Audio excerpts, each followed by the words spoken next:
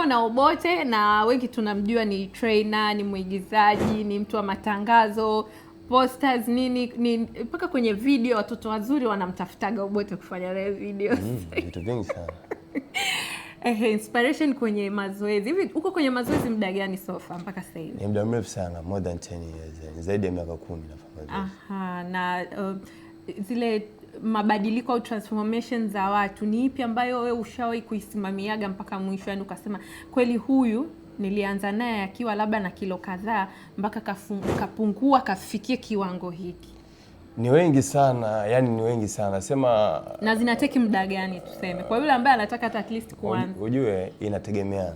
Kwa sababu kama swala kupungua bwana, inategemeana na mahudhurio ya mtu, alafu pia mtu mwenyewe kumsikiliza mwalimu vizuri, kwa sababu kupungua ni process najua za mpangilio wa chakula na mazoezi vile vile. Kwa kuna wengine wanafuata, wengine hawafuati. Kwa wale ambao wanafuata wanasikiliza vizuri sana kwa trainer, waga nawahi sana kupungua. Ndani ya miezi mitatu nakuta mtu karuzi vizuri sana weight. Kwa hiyo mimi nilirudi kwa kibonge sasa hivi nanipa muda gani? Kwa sababu mimi ni mzuri, mimi unajua kabisa ni mkali kwenye mazoezi. Kwa sababu maximum kupungua yani miezi mitatu mtu unaweza ukatoa mpaka kilo 10. Unaona? Ukitoa nyingi zaidi hapo ni tatizo. Ila maximum mwezi mmoja unaweza kutoa kilo 3. Okay. Unaona? Kwa miezi mitatu unaweza kutoa maximum kilo 10. Na imani ya kwamba trainer na yeye pia siku zote bado anaendelea kujifunza. Hiyo ni kweli? Ni kweli, ni kweli kabisa. Yaani kama jinsi ilivyo mwalimu darasani. Kuna vitu vingine anajifunza pia kutoka kwa mwanafunzi. Kwa hata sisi trainers kuna vitu vingine tunajifunza kutoka kwa mwanafunzi vile vile na kumtrain. Haya, kuna swala la watoto wa kike sasa hivi kudanga kwenye magym. Ushakutana na wadada ambao wanakuja kweli gym kwa ajili hiyo? Kwa sababu naamini hata kuna gym nyingine ushatembeleaga au bado unazitembelea. Ili swala la wadada kwenda kudanga kwenye magym. Tilo, ujue gym ni kama club tu jinsi ilivyo. Unajua gym kuna watu wengine wanakuja kwa ajili ya afya, kuna watu wanakuja kwa ajili ya show off, kuna watu wanakuja kwa ajili. Yaani ni same tofauti mchanganyiko. Kwa vitu kama hivyo ukiuliza gym yani vitu vya kawaida yani. Unaona kuna watu wanakuja kupunguza stress pale, amuone Tira, unaona jinsi ulivyo hivyo, anafurahi tu unaona. Kwa hiyo vitu kama hivyo ni vitu vya kawaida sana gym. Wacha kutokeaga mara ngapi? Tira, unaelewa kwamba ni vitu vya kawaida. Kwa hiyo ukiniface mimi moja kwa moja. Mimi nakuuliza wewe kama wewe, yani wewe washakutokea mara ngapi? Haijawahi kunitokea, lakini naona sehemu. Usiogope kwa sababu wife anaangalia. Wewe hata kama anaangalia, lakini binafsi haijawahi kunitokea vitu kama hivyo. Lakini mimi naona wateja kwa wateja, yes, lakini kwa mimi mwalimu lazima niwe na discipline kwa sababu mimi ni mwalimu, nipo pale kwa ajili ya kufundisha. Hivyo yani, ya kuona escape sana vitu kama hivyo. Hiyo hata mimi swali langu nilikuwa nataka nikutanie tu, lakini naona discipline uliokuwa nayo kwa sababu tumekuwa tukifanya wote mazoezi, lakini kuna baadhi ya gyms ambazo nimeweza mimi pia kuhudhuria kabla ya Bodyline. Zipo. Yaani unaona trainers wanakuwa na hizo attitude, wana hizo tabia. Unahisi labda ndio zinazowapelekea kwa style hiyo kama ni yani na wao wako kwenye ile party ya kama ni club au ni kwamba wanatafuta tu urahisi wa maisha? Kwamba akimpata mtu kule anapata mtu ambaye atamtoa kimaisha. Niseme ni kutafuta urahisi wa maisha kwa sababu hata trainers sasa hivi wengi sana tumetofautiana unajua. Kwa sababu mimi nimejaribu kuangalia trainers wengi sana hawatoi ile elimu ya trainer kama jinsi ilivyo. Wengi sana wanapita sana shortcut. Yaani mtu atoi elimu kumfundisha mwanafunzi jinsi anavyotakiwa.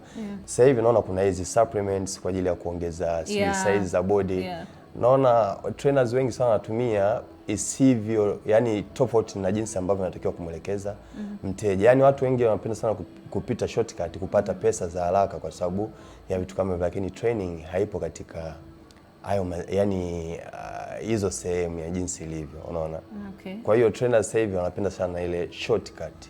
Shortcut unakuta mtu mwingine ndio anafanya biashara hizo supplements. Kwa akija mteja baada ya kumwelekeza mazoezi na mshauri atumie supplements unaona. Kwa najaribu kuna nilivyo kila mmoja na akili yake. So kuingia kufanya shughuli nyingine kama za uigizaji labda na matangazo walikuwa approach au ni kitu ambacho na wewe pia ulikuwa umewekeaga target kwamba ukiacha kuwa trainer pia nitafanya shughuli hii na hii? Mimi kabla sijawa trainer, wakati nafanya mazoezi kawaida tu ili nipendeze nini, nishawahi kuwa model before. Yaani zamani nishawahi kufanya ile modeling.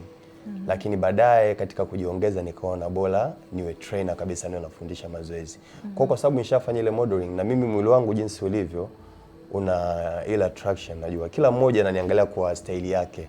Kuna mwingine ananiona anafaa katika matangazo, kuna mwingine ananiona anafaa katika videos. Kuna yani kwa staili tofauti. Kwa hiyo mimi ni kama bidhaa fulani ambao kila mmoja ananiangalia mimi na natakiwa sehemu gani. Okay. Kwa sababu na mimi mwenyewe nipo kwa ajili ya hivyo, okay, nafanya. Aha, la mwisho. Watoto wa kike wao wanatakiwa kupungua juu, wanaume wanatakiwa kuongeza. Na sisi tunatakiwa kuongeza chini. Ni mazoezi gani mtoto wa kike anatakiwa, yani mazoezi ya kulift weight nyingi au weight kidogo kwa mtoto wa kike ili aweze kukaa sawa juu? Chini tunajua unatakiwa kunyanyua nzito ili uongeze. Juu niliweke sawa kidogo kwa jinsi ambavyo umeongea. Mazoezi yote yanatakiwa afanywe sawa kwa sababu kuna ile body proportion, yani kwamba kila mtu na mwili wake. Uwiano lazima wa mwili ufanane. Nasema hivyo kwa sababu gani? Kuna mwingine anakuja anakuambia bwana, mimi nataka mazoezi ya chest tu, mimi napenda sana mazoezi ya chest. Sasa okay, utatengeneza chest, vimiguu vidogo itakuwaje? Unatengeneza chest hauna mgongo itakuwaje? Kwa hiyo kuna ile body proportion, lazima kila sehemu ya mwili wako ufanyie mazoezi. Ila sasa swali linapokuja ni kwamba wanawake sura yao ipo chini. Sisi wanaume sura yetu ipo juu. Yaani ukiwa na chest nzuri, ukiwa na shoulders, mikono unavutia. Wakati mwanamke akitengeneza vizuri chini naye anavutia. Kwa ndio jinsi ilivyo. Kwa hiyo sisi tumebaki katika hiyo imani, ndio maana unakuta wanaume wengi wana chest nzuri, lakini ukiangalia miguu alafu wanaume wanawake unakuta wana show nzuri sana, ukiangalia juu nao unakuta hawako. Yes, yani ndio hivyo jinsi ilivyo. Kwa hiyo mazoezi yanatakiwa afanywe sawa, wanawake wanavyofanya na wanaume sawa vile vile. Sisi tu ndio tuna tunajibia, mimi nataka ni juu, mimi nataka chini, lakini mazoezi yote yanatakiwa tufanye. Mwanamke anatakiwa afanye mazoezi anayofanya mwanaume, mwanaume anatakiwa afanye mazoezi anayofanya mwanamke hivyo. Okay, asante sana. Tutaendelea kwa wote kwenye mazoezi. Tutazungumza mengine tena huko kwenye vipindi vingine na sehemu nyingine. Poa zile. Fresh. The Page. Information is life.